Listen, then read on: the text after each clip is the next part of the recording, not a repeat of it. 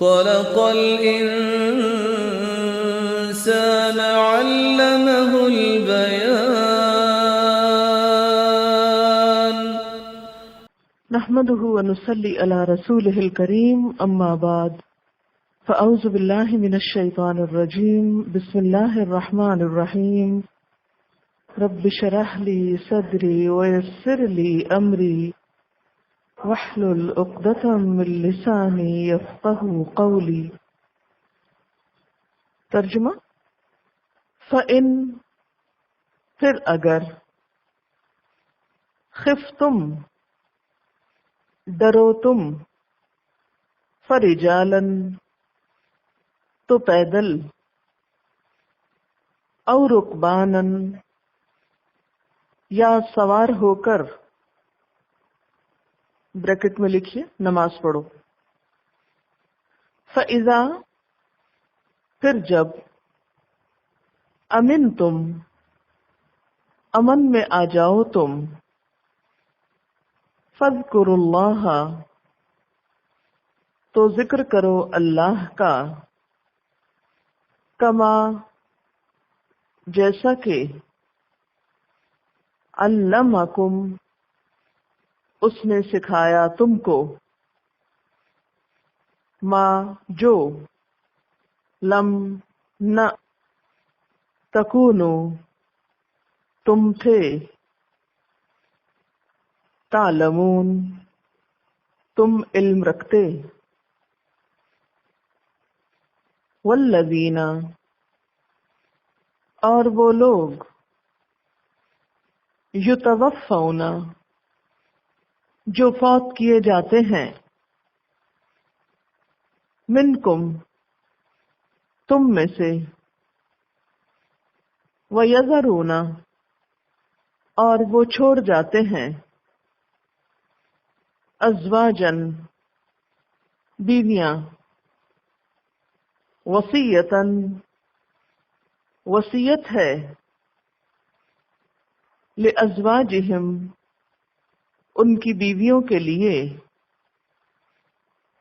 متاعاً فائدہ پہنچانے کی، الی الحول ایک سال تک، غیر اخراج بغیر نکالے، فإن پھر اگر، خرجنا وہ نکل جائیں، فلا پس نہیں، جناح کوئی گناہ، علیکم تم پر، فیما اس معاملے میں جو، فعلنا وہ کریں، فی انفسہن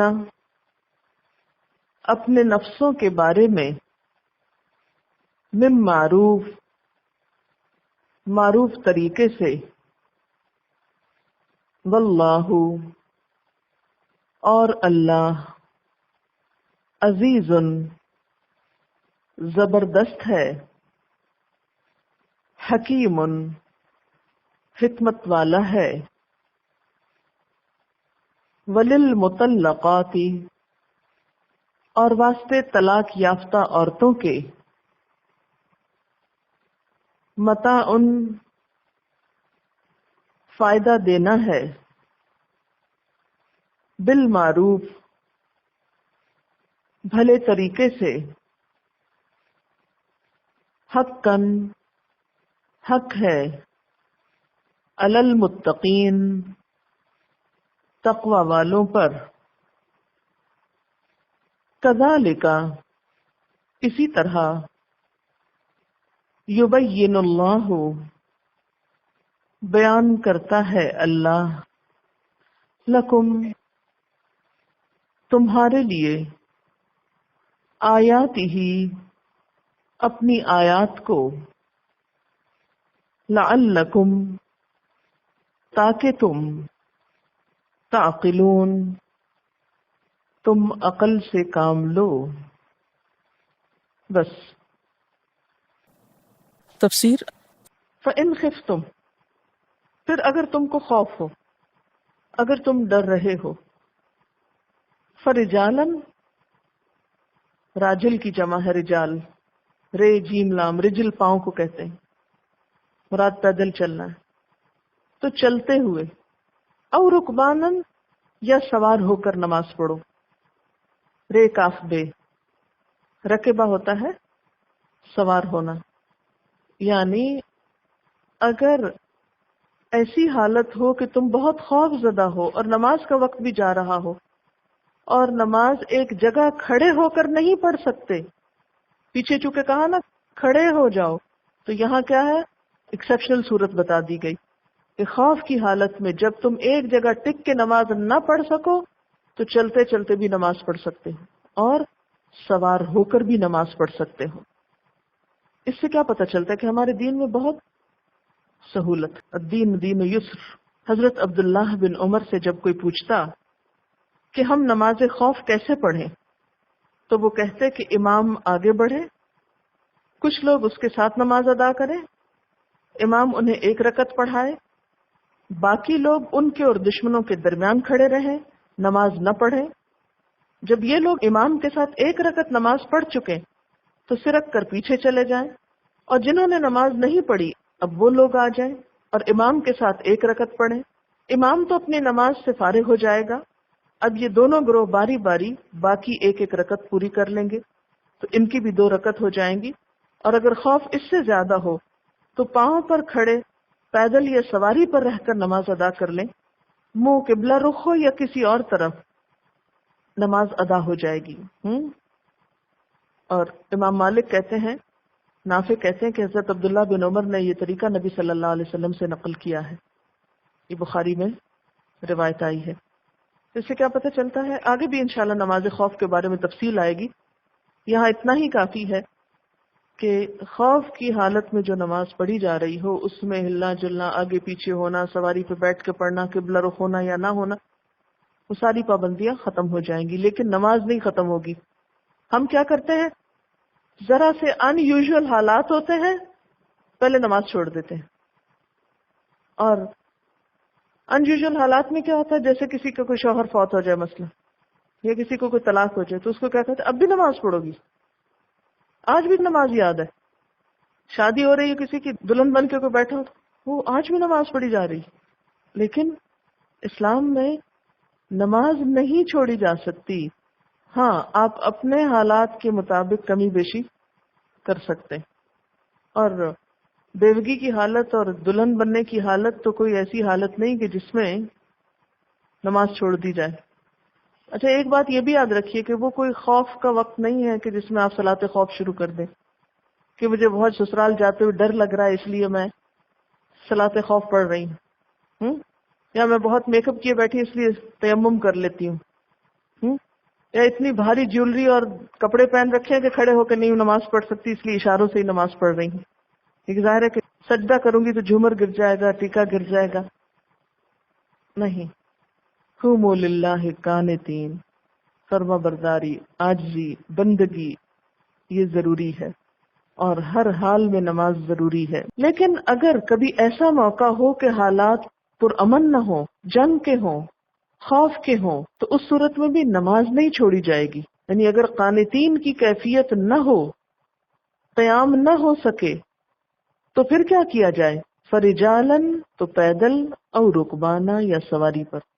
تو اس سے کیا پتہ چلتا ہے کہ عام حالات میں سواری پہ نماز نہیں پڑھی جائے گی، عام حالات میں چل پھر کے نماز نہیں پڑھی جائے گی، لیکن خوف کے حالات میں بسا اوقات اگر نماز میں کچھ چلنا بھی پڑے تو بھی نماز ہو جائے گی، اور اسی طرح سوار ہو کر بھی پھر نماز ادا ہو سکتی ہے۔ مثلا ایک شخص ٹینک پر بیٹھا ہے یا جہاز پر بیٹھا ہے اور وہ ساتھ ساتھ نماز بھی ادا کر رہا ہے تو وہ کر سکے گا۔ فَإِذَا أَمِنْتُمْ، پھر جب تم امن میں آ جاؤ، تو اب اس کو روٹین نہ بنا لو کہ وہ پہلے ہم جنگ میں یوں پڑھتے تھے تو اب امن میں بھی ویسے ہی پڑھتے رہیں۔ یعنی جنگ کی حالت میں ہم چلتے چلتے بھی نماز پڑھتے تھے، سواری پہ بھی پڑھتے تھے، تو اب زمانہ امن میں بھی ہم اسی کو عادت بنا لیں، کیونکہ انسان کی عادت کیا ہے، وہ اچھی چیز کو مشکل سے اختیار کرتا ہے اور نیچے کی طرف آسانی سے جاتا ہے. تو یہاں پر کیا فرمایا جا رہا ہے؟ فَإِذَا أَمِنْتُمْ، پھر جب تم امن میں آ جاؤ، فَاذْكُرُوا اللَّهَ، تو ذکر کرو اللہ کا. یہاں اللہ کے ذکر سے مراد کیا ہے؟ نماز. کیونکہ قرآن پاک میں ایک اور جگہ پر بھی آتا ہے اقم الصلاۃ لذکری، نماز میری یاد کے لیے قائم کرو. تو یہاں فذکروا اللہ سے مراد ہے نماز پڑھو، کما علمکم، جیسا کہ اس نے تم کو تعلیم دی ہے، جیسا کہ اس نے تم کو سکھایا ہے. کہاں سکھایا؟ نماز کا طریقہ کوئی سکھایا ہوا ہے قرآن پاک میں؟ نبی صلی اللہ علیہ وسلم نے سکھایا. آپ نے فرمایا نا صلو کما رأیتمونی اصلی، نماز ایسے پڑھو جیسے مجھے دیکھتے ہو کہ میں پڑھتا ہوں. تو اس کو اللہ تعالیٰ اپنی طرف کیوں منسوب کرتے ہیں؟ جیسے اس نے تم کو سکھایا. کیونکہ نبی صلی اللہ علیہ وسلم بھی اپنی مرضی سے نہیں طریقے بتاتے تھے، وہ بھی جو کچھ کر رہے تھے وہ دراصل اللہ تعالیٰ ہی کی طرف سے تھا. اس لیے نماز میں کھڑے ہونا یا اس کے جو مختلف ایکشنز ہیں، رکوع کرنا یا سجدہ کرنا، اور کھڑے ہو کر کیا پڑھنا ہے، رکوع میں کیا پڑھنا ہے، سجدے میں کیا پڑھنا ہے، پھر بیٹھ کر اتحیات میں کیا پڑھنا ہے، دو سجدوں کے بیچ میں کیا کرنا ہے، یہ سب چیزیں باقاعدہ ان کی تعلیم دی گئی. اور یہ تعلیم نبی صلی اللہ علیہ وسلم کی ذاتی خواہشات پر مبنی نہیں، بلکہ دراصل اللہ ہی کی طرف سے ہے. ہاں، ایسی ڈیٹیلز قرآن پاک میں نہیں لکھی ہوئی. نبی صلی اللہ علیہ وسلم کو بھیجنے کا مقصد یہی تھا کہ ایسی تفصیلات ان کے ذریعے دی جائیں، کیونکہ زیادہ پریکٹیکل چیز ہے نا کہ ایک ہمارے سامنے عملی نمونہ ہو. کما علمکم، جیسے اس نے تم کو سکھایا ہے. ما لم تکونوا تعلمون، جو تم علم نہ رکھتے تھے، یعنی جو چیزیں تمہیں پہلے معلوم نہ تھیں. تو اس سے دو باتیں پتہ چلی نا. ایک تو یہ کہ ذکر سے مراد یہاں عام ذکر نہیں ہے، کیونکہ آؤٹ آف کانٹیکسٹ بات بنتی ہے نا. پیچھے نماز کی بات ہو رہی ہے، پھر خوف کی حالت میں نماز کی بات ہو رہی ہے، پھر امن کی حالت میں پھر نماز کی بات ہو رہی ہے، نہ کہ عام ذکر کی بات ہو رہی ہے. اور پھر کیا بات پتہ چل رہی ہے کہ نماز کیسے پڑھنی چاہیے؟ جیسے سکھائی گئی ہے. اس میں کوئی شخص اپنی مرضی کے طور طریقے نہیں اختیار کر سکتا.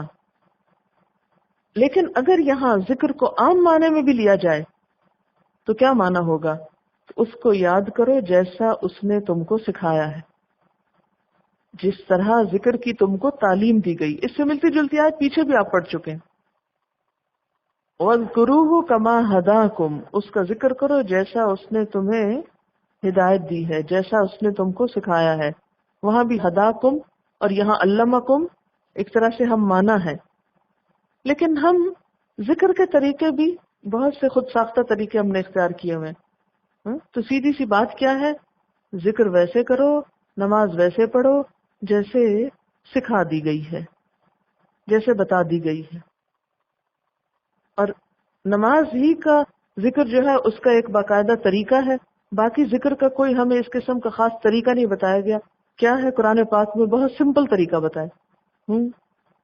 الذین یذکرون اللہ قیاما وقعودا وعلی جنوبہم، وہ لوگ جو اللہ کا ذکر کرتے رہتے ہیں کھڑے بھی، وقعودا بیٹھ کے بھی، وعلی جنوبہم اور لیٹ کر بھی. ہر حال میں اللہ کو یاد کر لو، اس میں کچھ مشکل نہیں. عام ذکر آپ جو آپ کے دل میں آئے، سبحان اللہ، الحمدللہ، اللہ اکبر، کچھ بھی آپ پڑھ سکتے ہیں. اس میں اتنی مشقت کی ضرورت نہیں ہے.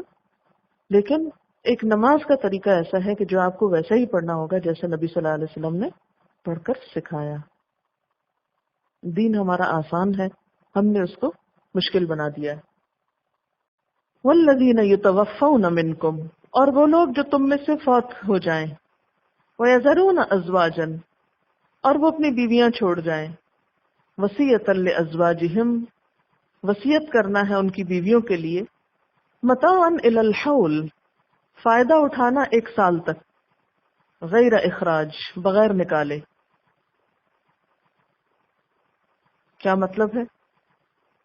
جیسے زمانے جاہلیت میں 1 سال تک عدت ہوتی تھی، اسی طرح اصل حکم آنے سے پہلے ٹیمپریریلی مسلمان عورتوں کے لیے بھی یہی حکم تھا کہ وہ 1 سال تک شوہر کے گھر میں ہی رہیں.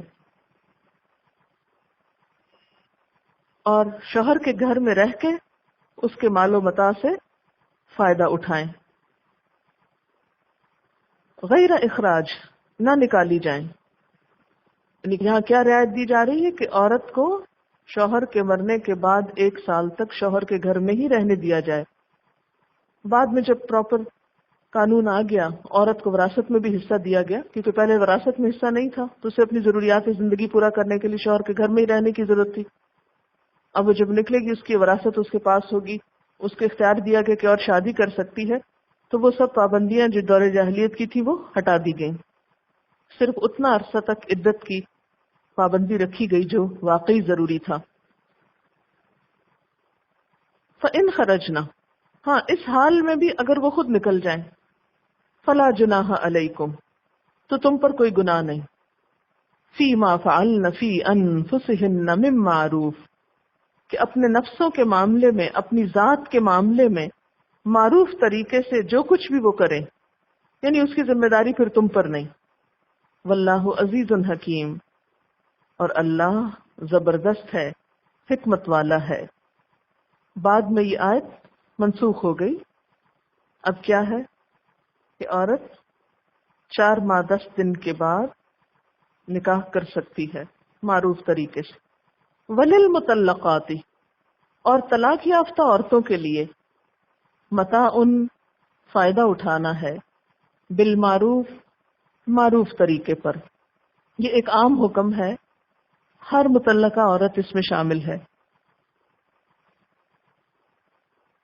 حقاً علی المتقین، متقی لوگوں پر حق ہے، یعنی کچھ ایسے حقوق ہیں جنہیں شریعت نے متعین کر دیا ہے، اور کچھ ایسے حقوق ہیں جو محض تقوی کی وجہ سے ہی ادا ہو سکتے ہیں، جن کی ادائیگی کے لیے تقوی کا ہونا ضروری ہے، کیونکہ جب تک انسان کے اندر تقوی نہ ہو دوسرے کا حق دیا نہیں جا سکتا۔ کذالک، اسی طرح، یبین اللہ لکم آیاتہ، اللہ تعالیٰ اپنی آیات تمہارے لیے بیان کرتا ہے، لعلکم تعقلون، تاکہ تم عقل سے کام لو۔ یہاں یبین اللہ سے مراد کیا ہے؟ کیا چیزیں بیان کی گئیں؟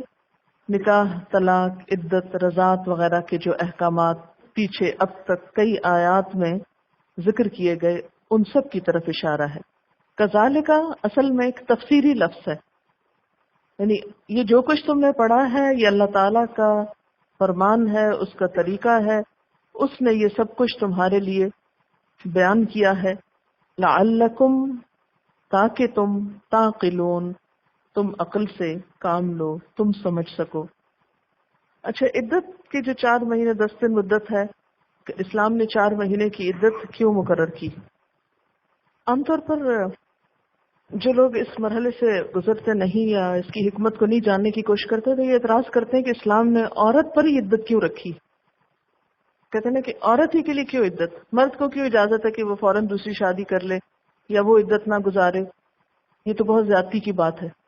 تو یہ فرق اس لیے ہے کہ عورت اور مرد کی جسمانی، جذباتی اور مینٹل اور فزیکل جو نیڈز اور اس کے اندر جو اختلاف ہے اس کی بنیاد پر ہے۔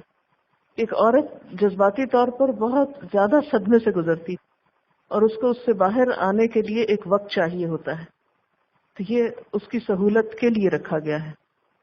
اور جب یہ کہا گیا کہ کوئی اس کو پیغام نکاح نہ بھیجے تو اس سے مراد یہ ہے کہ اس نکاح کے پیغام کو بھی بسا اوقات وہ اپنے خلاف سمجھتی، اس پر بھی اریٹیٹ ہوتی۔ الم تر الی الذین، کیا تم نے دیکھا نہیں ان لوگوں کو، خرجوا من دیارہم، جو اپنے گھروں سے نکل کھڑے ہوئے، وہم الوف، حالانکہ وہ ہزاروں کی تعداد میں تھے۔ کیوں نکلے؟ حذر الموت، موت کے ڈر سے۔ اس آیت میں الذین کہہ کر کن لوگوں کی طرف خطاب ہے؟ اس کے شان نزول میں 2-3 آراء پائی جاتی ہیں۔ ایک رائے تو یہ ہے کہ الذین سے مراد یہاں پر بنی اسرائیل ہیں۔ کہا یہ جاتا ہے کہ بنی اسرائیل کے لوگ ایک شہر میں رہتے تھے کہ وہاں طاعون کی وبا پھیل گئی، پلیگ جس کو کہتے ہیں۔ جو ہی یہ وبا پھیلی تو لوگوں کو یہ خوف ہوا کہ وہ اس کا شکار ہو جائیں گے اور مر جائیں گے۔ اس خطرے کی بنا پر انہوں نے اپنا بوریا بستر لپیٹا اور ہزاروں کی تعداد میں شہر سے باہر نکل کھڑے ہوئے، گھر بار چھوڑ کر، اور سمجھے کہ اس طرح موت سے بچ جائیں گے۔ ابھی وہ کسی منزل تک نہ پہنچے تھے کہ راستے میں انہیں موت نے آ لیا اور سب کے سب مر گئے۔ اسی طرح ایک اور رائے یہ ہے کہ یہاں جس واقعے کی طرف اشارہ ہے اس کا تعلق بنی اسرائیل کی تاریخ کے اس دور سے ہے جب سموئیل نبی کے ظہور کے دور میں بنو اسرائیل سخت انتشار میں مبتلا تھے۔ اگرچہ تعداد کے لحاظ سے یہ اس وقت 3 لاکھ سے زیادہ تھے، لیکن بدعات اور شرک کے غلبے کی وجہ سے ان کی مذہبی، اخلاقی اور سیاسی حالت بہت خراب تھی۔ ان کے اندر اجتماعی تنظیم بھی نہ تھی، یعنی بہت ڈس آرگنائز تھے، ہر طرف سے دشمنوں کی یورش تھی، اور یہ اپنے دشمنوں سے اس قدر مروب اور خوف زدہ اور دہشت زدہ تھے کہ کسی سے مقابلے کی ہمت اپنے اندر نہیں پا رہے تھے۔ خاص طور پر فلسطینیوں نے ان کو بری طرح مروب کیا۔ فلسطین ایک قوم تھے اور ان پر چڑھائی کر کے انہوں نے ان کا قتل عام بھی کیا، اور ان سے وہ صندوق بھی چھین لے گئے جس کی حیثیت ان کے لیے بالکل ایک زندگی کی علامت کی سی تھی، جس کو وہ اپنی تمام عبادات اور مہمات میں آگے آگے رکھتے تھے۔ ان کے ڈر سے بنی اسرائیل نے اپنے سارے شہر خالی کر دیے۔ جس قوم نے ان سے وہ صندوق چھینا، ان کے ڈر سے انہوں نے اپنا علاقہ خالی کر دیا، لیکن جو ہی یہ نکلے تو خوف اور بزدلی کی وجہ سے ان پر موت طاری ہو گئی، اور کہا یہ جاتا ہے کہ یہ موت ان پر 20 سال تک طاری رہی۔ پھر اللہ تعالیٰ نے ان کو دوبارہ اٹھایا۔ اور تیسرا خیال یہ ہے کہ الذین سے مراد یہاں کوئی بھی سابقہ امت ہے، یعنی بنی اسرائیل نہیں، کوئی بھی امت جس کا ذکر اس لیے کیا جا رہا ہے کہ ایمان والوں کو اس بات کی تسلی دی جائے کہ موت کے خوف سے اگر کوئی بھاگ کر نکلے بھی تو اس کو فائدہ نہیں ہوتا، لہٰذا تم موت سے ڈر کر اپنا گھر بار نہ چھوڑنا، دشمن کے مقابلے میں بھاگ کھڑے نہ ہونا۔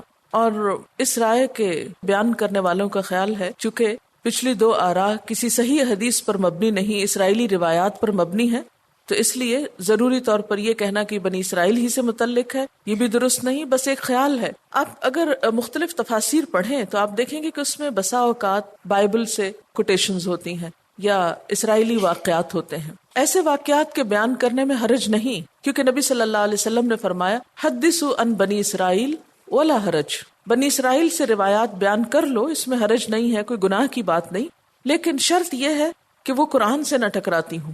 ایک بات تو یہ، دوسری بات یہ ہے کہ اسرائیلی روایات کے بارے میں نہ ہم پوری طرح تصدیق کر سکتے ہیں نہ ان کی تکذیب کر سکتے ہیں، ہو سکتا ہے درست بھی ہو اور ہو سکتا ہے درست نہ بھی ہو۔ اگر وہ کسی صحیح حدیث سے نبی صلی اللہ علیہ وسلم کی زبانی روایت ہو رہی ہو تو ان کو ماننا چاہیے، کیونکہ پھر اس میں آپ کی تصدیق شامل ہے، اور اگر محض ایک قصے کے طور پر بیان ہو رہی ہوں ایسی چیزیں تو ان کو ماننا کچھ ضروری بھی نہیں۔ تو اس لیے 2-3 آراء کا یہاں ذکر کر دیا گیا ہے، لیکن بنیادی طور پر ہمیں ہر آیت کے مفہوم اور اس کی سپرٹ کی طرف توجہ رکھنی چاہیے، اور نہ کہ اس آیت کو صرف اس خاص قوم سے منسوب کر کے بس بات وہیں ختم کر دینی چاہیے۔ ہونا کیا چاہیے کہ کسی بھی واقعے اور کسی بھی قصے کے اندر عبرت کا پہلو اور سبق کی بات سامنے رکھنی چاہیے کہ یہ واقعہ بیان کیوں ہوا ہے، اس میں ہمارے لیے کیا سبق۔ جو بھی قوم ہو، اصل چیز غور کرنے کی یہ ہے کہ انہوں نے کیا کیا اور ان کے کس عمل کی طرف اللہ تعالیٰ ہماری توجہ دلا رہے ہیں، اور اس میں ہمارے لیے کیا سبق ہے، کیونکہ قرآن پاک میں جتنے واقعات بھی بیان کیے گئے ہیں ان سب میں ہمارے لیے کوئی سبق ہے، کوئی بھی واقعہ محض واقعہ نہیں، اس میں ہمارے لیے نصیحت اور عبرت کا پہلو ہے۔ اسی لیے اللہ تعالیٰ فرماتے ہیں کیا تم لوگوں نے دیکھا نہیں، اگرچہ دیکھا نہیں لیکن دکھایا جا رہا ہے، امیجن کرایا جا رہا ہے، کن کو؟ ان لوگوں کو، خرجوا من دیارہم، وہ لوگ جو اپنے گھروں سے نکل کھڑے ہوئے، وہم الوف، حالانکہ وہ ہزاروں کی تعداد میں تھے، یعنی ان کی تعداد کم نہ تھی، لیکن حذر الموت، موت کا خوف ان پر غالب تھا، گویا بزدل تھے۔ تو سکھانا کیا مطلوب ہے کہ جو قوم بزدل ہوتی ہے، جس کے دل میں انسانوں کا خوف ہوتا ہے، خواہ پھر ان کی تعداد ہزاروں میں ہی کیوں نہ ہو، وہ مقابلہ نہیں کر سکتی۔ فقال لهم اللہ موتوا، تو اللہ تعالیٰ نے ان سے کہا مر جاؤ، موت کے ڈر سے بھاگے تھے، موت راستے میں آ ملی۔ ثم احیاہم، پھر اللہ تعالیٰ نے ان کو زندہ کیا، یعنی ان کی موت کے بعد۔ اس سے کیا پتہ چلتا ہے کہ اللہ بڑی قدرت والا ہے، ہزاروں کو مار کر پھر زندہ کرنا اس کے لیے کچھ مشکل کام نہیں۔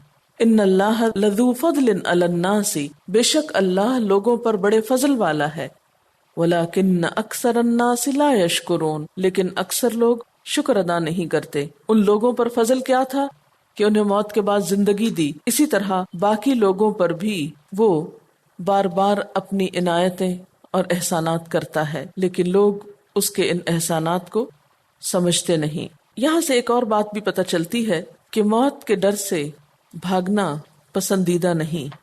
زندگی کے مارکے میں شکست سے ڈرنے کا نام ہی شکست ہے، یعنی جو شخص اس لیے کسی مقابلے پہ نہیں آتا کہ وہ شکست کھا جائے گا تو وہ گویا مقابلہ نہ کر کے بھی شکست کھا جاتا ہے۔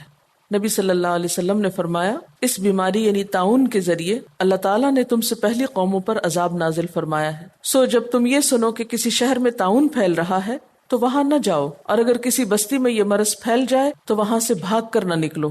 وقاتلوا فی سبیل اللہ، اور جنگ کرو اللہ کے راستے میں، کیونکہ مسلمان اس وقت مدینہ میں تھے اور بارہا انہیں دشمن کی طرف سے جنگ کا خوف ہوتا۔